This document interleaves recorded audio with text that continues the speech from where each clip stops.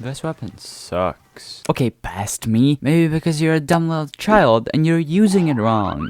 So let's make sure you don't make this mistake. So the way this weapon works is when you press ZR, the weapon fires a little projectile. This projectile deals 55 damage.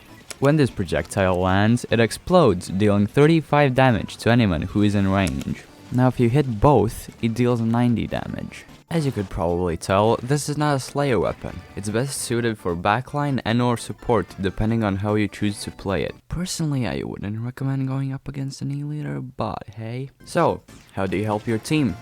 Long story short, you stay back, paint, chuck sensors, assist your teammates in fights, and ruin the days of people who think they're safe behind walls. A big part of your gameplay will also be dealing chip damage.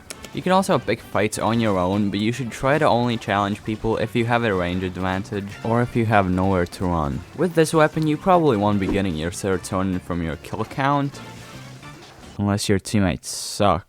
Okay, now I'll list off some general tips for you real quick.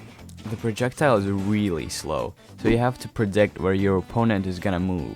Also, adding on to that, if someone is chasing you, aim in front of them, so they get stunned by your shot and or get stuck in the ink.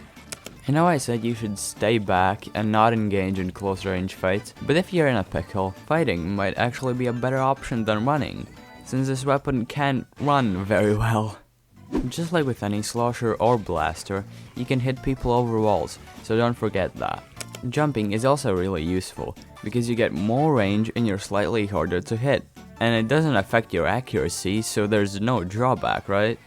Well, not exactly, you do get jump fatigue, but you can prevent this by going in and out of squid form after every slosh. Also, ProChara said not to do full jumps, so don't do that, I guess. Hey, before you click off, I'm not a pro, so check the pinned comment in case I've said something wrong.